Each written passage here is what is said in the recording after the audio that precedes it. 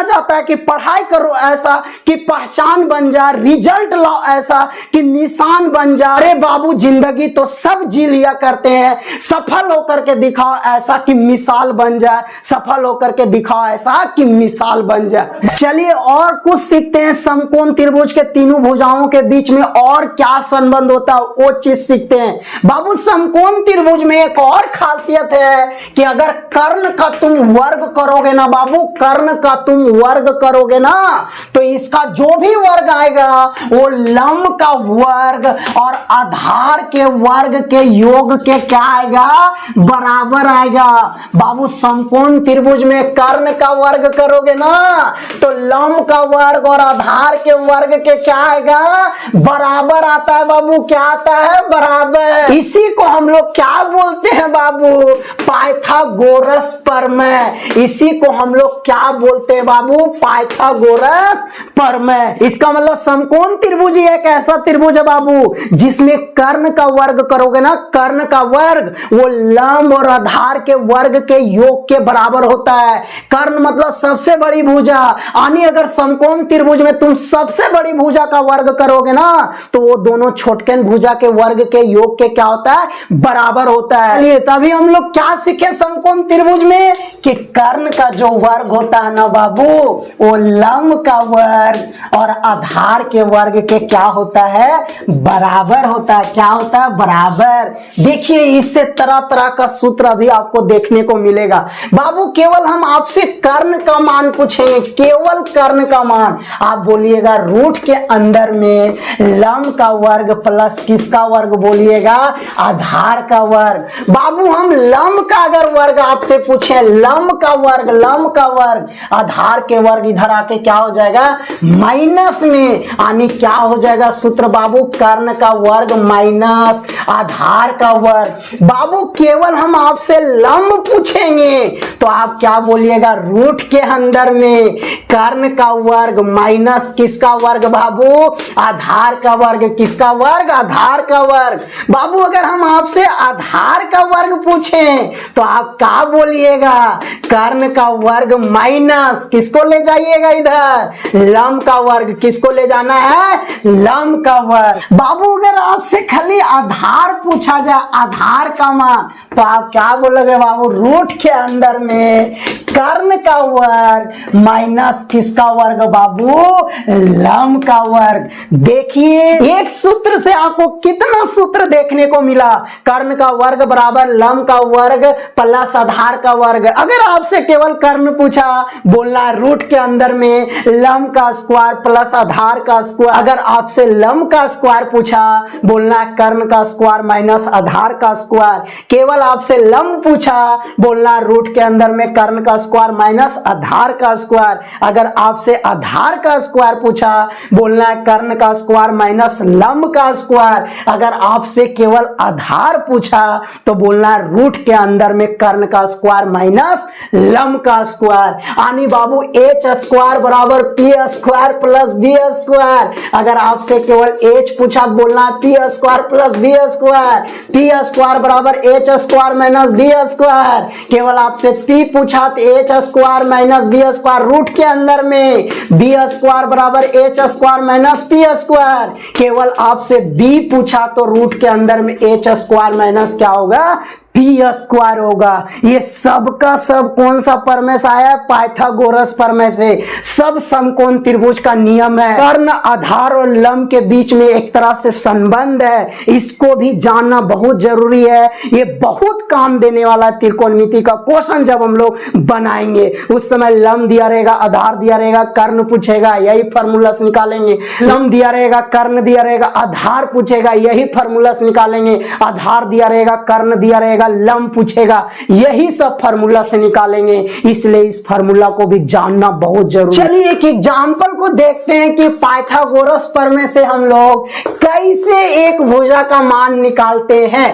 मान लो बाबू ये समकोण त्रिभुज है, इसका मान 13 है, इसका मान 12 है। आपको BC का मान पूछ रहा है, यानी आधार का मान पूछ रहा है। H का मान दे दिया गया है 13, P का मान दे दिया गया 12। आपसे किसका मान पूछ रहा है, B का।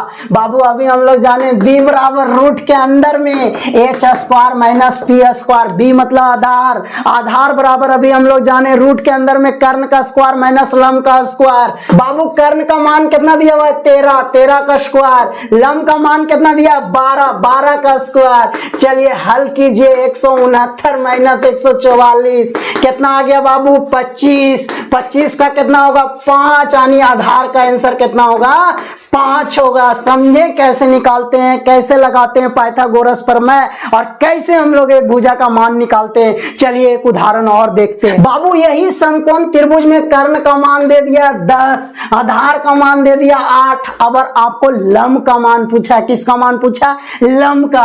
कर्ण का मान कितना दिया हुआ बाबू 10, आधार का मान कितना दिया हुआ 8। किसका मान पूछ रहा है बाबू लंब का। चलिए लंब का फॉर्मूला क्या होता है, रूट के अंदर में कर्ण का स्क्वायर माइनस आधार का स्क्वायर। बाबू कर्ण का मान कितना दिया 10, 10 का स्क्वायर। आधार का मान कितना दिया 8, 8 का स्क्वायर। अरे 10 का स्क्वायर कितना 100, 8 का स्क्वायर कितना 64, कितना आ गया 36, 36 का कितना 6, यानी लंब का आंसर कितना आ गया बाबू 6। बोलिए किन्हीं को कोई दिक्कत। देखें कैसे लगा करके पाइथागोरस प्रमेय से हम लोग एक भुजा का मान निकालते हैं। बाबू अगर लंब का मान दे दिया गया हो 10, आधार का मान दे दिया गो 5, तो आपसे कर्ण का मान पूछ रहा है। अब लंब का मान दे दिया गया, आधार का मान दे दिया, क्या पूछ रहा है कर्ण का मान। लंब का मान कितना दिया हुआ बाबू 10, आधार का मान कितना दिया हुआ 5। क्या चीज का मान पूछ रहा है कर्ण का। बाबू अभी हम लोग कर्ण का मान सीखे, रूट के अंदर में लंब का स्क्वायर प्लस आधार का स्क्वायर। लंब कितना दिया हुआ 10, 10 का स्क्वायर। आधार कितना दिया हुआ 5, 5 का स्क्वायर। 10 का स्क्वायर कितना हुआ बाबू 100, 5 का स्क्वायर 25, कितना आ गया 125। 125 का आंसर क्या होगा 5 रूट 5, यही हो गया आंसर। चलिए हम लोग कुछ और समझते हैं समकोण त्रिभुज के बारे में। अगर बाबू कोई भी त्रिभुज का तीनों भुजा का मान अगर पता हो तो उसमें जो सबसे बड़ी भुजा रहेगा उसका वर्ग, जो दोनों छोटकन भुजा रहेगा उसका वर्ग का योग अगर बड़की भुजा के वर्ग के बराबर आ जाएगा तो इसका मतलब वो कौन सा त्रिभुज होगा समकोण त्रिभुज। और अगर बराबर नहीं आएगा तो वो समकोण त्रिभुज नहीं होगा। आनी अगर कोई त्रिभुज को पता करना कि समकोण त्रिभुज है कि नहीं, केवल भुजा का मान पता रहेगा, कोई भी कोण नहीं पता रहेगा।